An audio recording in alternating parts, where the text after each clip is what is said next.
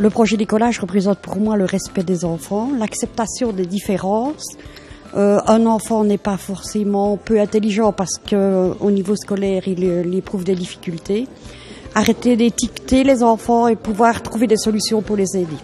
C'est très important de pouvoir discuter avec d'autres écoles, mais surtout, ça me rassure en me disant que ce projet d'écolage, ce n'est pas une fumée sans feu, que ça se propage et que d'autres pensent de la même manière que moi. C'est très rassurant.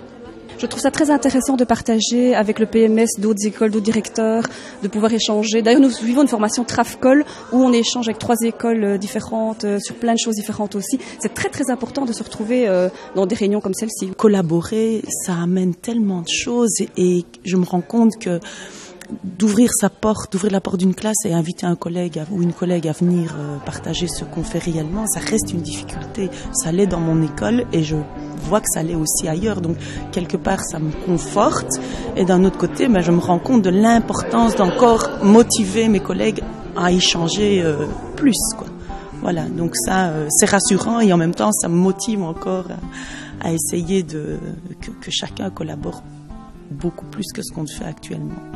Moi, je trouve très positif qu'on parle une fois d'autre chose que simplement, voilà, il faut apprendre autrement. Donc notamment, il y a toute une aile du projet d'écolage qui insiste sur l'importance des familles, des familles à l'école, ce que nous on vit beaucoup avec la médiatrice, qui redonner confiance aux familles, faire en sorte qu'ils n'aient pas peur d'aller à l'école, qu'ils puissent échanger avec les instituts. Je pense que ça c'est déjà un point très très positif. Ce qu'on trouve très intéressant avec l'écolage, c'est comment changer ces pratiques de l'intérieur, plutôt par l'extérieur, par pression, par des moyens de réforme imposés de l'extérieur. Et donc, comment d'avoir un leadership d'un ministre, par exemple, un leadership du système, mais qui, en fait, est engagé et qui est owned by, qui est proprement fait par les gens à l'intérieur, les professeurs, les parents, les jeunes même, et tous les experts et tous les réseaux qui vont autour.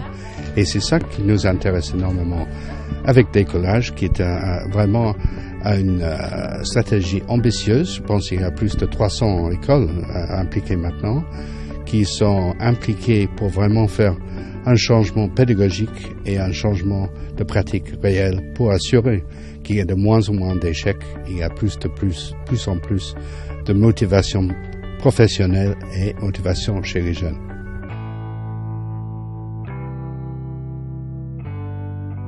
Le redoublement est une solution, se veut une solution à un problème. Certains élèves rencontrent des difficultés d'apprentissage, certains élèves sont plus rapides, d'autres plus lents pour acquérir les apprentissages. La recherche montre que le problème est réel. La solution du redoublement n'est certainement pas la meilleure solution.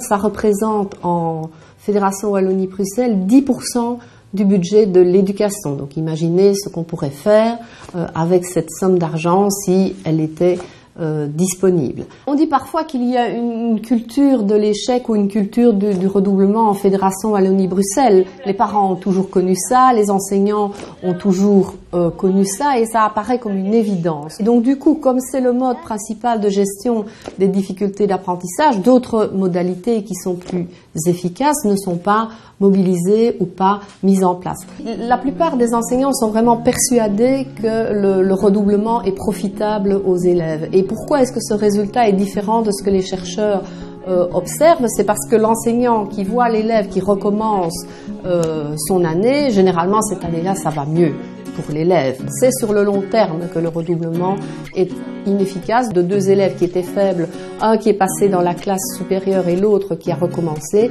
on voit qu'à long terme, celui qui a progressé sans être arrêté progresse davantage. Et le redoublement a un coût humain aussi, parce que sur le plan alors plus psychologique, le redoublement et stigmatisant. Si les enseignants sont amenés effectivement à diagnostiquer davantage, à travailler davantage par groupe, à travailler en équipe, etc., le regard qu'ils portent sur les enfants change. Et c'est ça le but quelque part, c'est d'arriver à ce que les enseignants regardent davantage ce que les élèves savent faire plutôt que ce qu'ils ne savent pas faire, et qu'ils aient une idée du chemin qu'ils peuvent parcourir avec les élèves qui sont en difficulté d'apprentissage. C'est un énorme défi, je pense, pour notre système éducatif. Décollage, ça revient sur les fondamentaux de la pédagogie. Comment gérer l'hétérogénéité d'une classe, comment avoir un regard sur l'enfant qui soit le plus positif possible et qui lui permette d'avancer à son rythme. Et Décollage reprend les fondamentaux de prescrits légaux qui bien souvent ne sont pas bien compris par les enseignants. Et donc par un autre biais qui est par la base, on permet de retravailler sur ces fondamentaux-là avec les enseignants. C'est un long essaimage, ça prend du temps. Donc c'est difficile de dire qu'ils sont tous enthousiastes, non. Je vais dans des écoles et on me dit encore, mais oui, mais c'est important, il faut le maintenir encore en 3e maternelle. Donc ça prend du temps de changer la réflexion, de changer ses pratiques.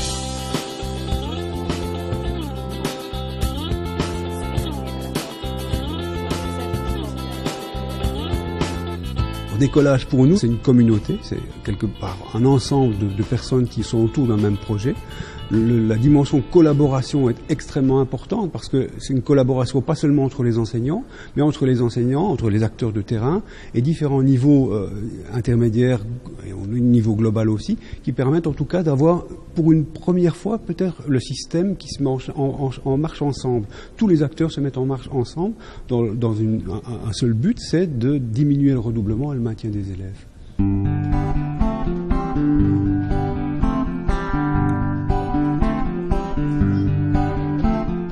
Les écoles sont au centre du jeu à ce niveau-là. Puis on a parlé des acteurs intermédiaires que sont les conseillers pédagogiques et les inspecteurs.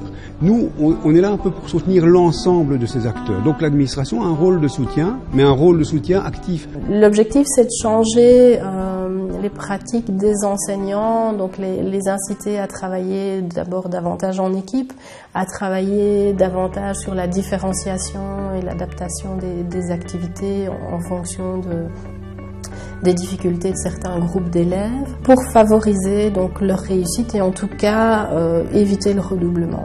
On ne va pas parler d'objectifs chiffrés en termes d'école parce que je crois qu'il n'y a pas de volonté d'imposer aux établissements scolaires d'entrer ou de ne pas entrer dans Décollage.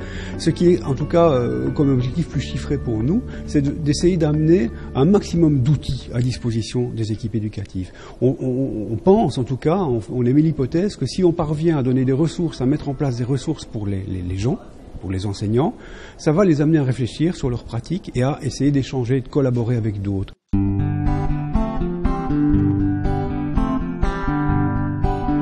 Ce qui est assez intéressant, c'est qu'on a des retours des gens de terrain maintenant qui nous interpellent sur certaines choses, ce qui ne se faisait pas auparavant, où réellement on remarque que les enseignants, les directeurs commencent à avoir cette relation, ce début de relation de confiance avec une administration qui était auparavant souvent considérée comme c'est là tout en haut et finalement c'est le regard un petit peu ou l'œil de Moscou ou ceux qui vont nous imposer ce qu'on doit faire. Je dirais que chacune de nos écoles c'est une boîte à eux, mais qui ne se parlent pas, qui ne se connaissent pas, qui ne savent pas ce qui se passe ailleurs. Et même dans la classe il se passe des choses et dans la classe d'à côté on ne sait pas que ça se passe aussi.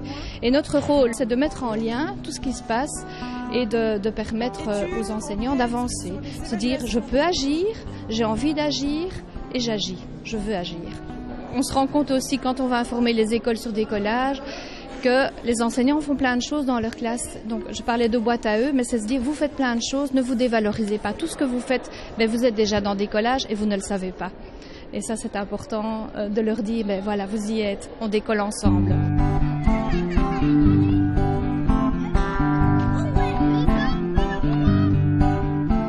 Contactée par une dame en me disant mais en fait vous êtes dans Décollage mais sans le savoir. Et puis elle est venue me présenter Décollage de manière beaucoup plus approfondie à l'école et m'a proposé effectivement d'intégrer Décollage pour pouvoir échanger les pratiques entre différentes écoles et auxquelles on adhère totalement. Décollage pour moi c'est un échange je pense de bonnes pratiques Maintenant, il n'y a pas de mauvaises pratiques non plus. Il y a des pratiques qui fonctionnent avec un enfant et qui ne fonctionnera pas avec d'autres. Et je pense qu'au plus on peut partager ces pratiques, au plus on peut correspondre à ce qu'on attend de nous.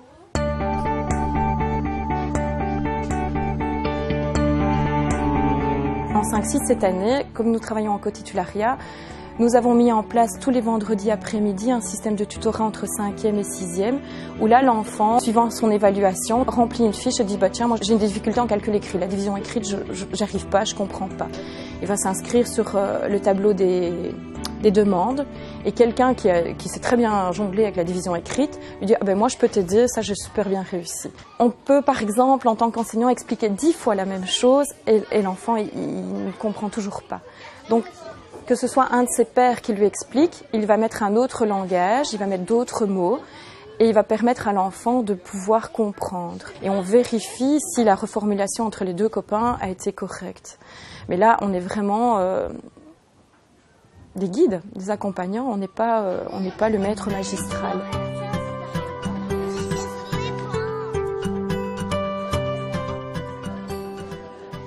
Je pense que mes collègues de primaire, en tout cas, eux se rendent compte de ce qui se passe ici parce qu'ils ont eu l'occasion régulièrement de venir dans nos classes, en fait.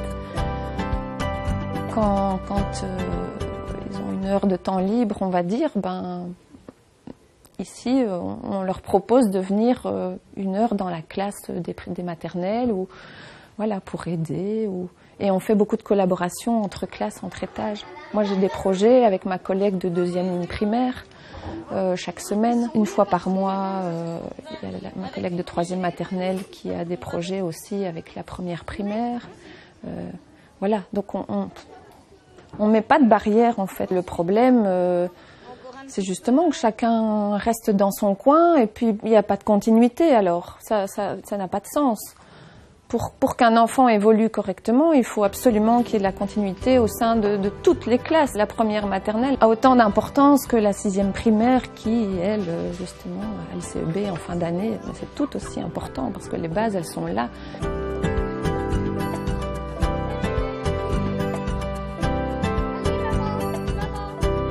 Un enfant qui apprend qu'il va recommencer, c'est un enfant qui est en souffrance, il ne comprend pas le pourquoi. Quand on voit un enfant qui est en difficulté, on n'attend pas le mois de juin pour leur dire. D'abord, on voit les parents plusieurs fois, on voit s'il n'a pas besoin de logopédie, s'il n'a pas besoin de soutien scolaire dans une école de devoirs, on regarde si l'enfant n'a pas besoin d'une thérapie, on rencontre le PMS. Donc il y a plein de choses qui sont mises en place avant de penser au redoublement. C'est pas simplement redoubler. On peut pas dire à un enfant tu recommences et puis c'est fini, c'est comme ça, et sans donner des explications et sans travailler à long terme avec les parents. Ça c'est pas possible.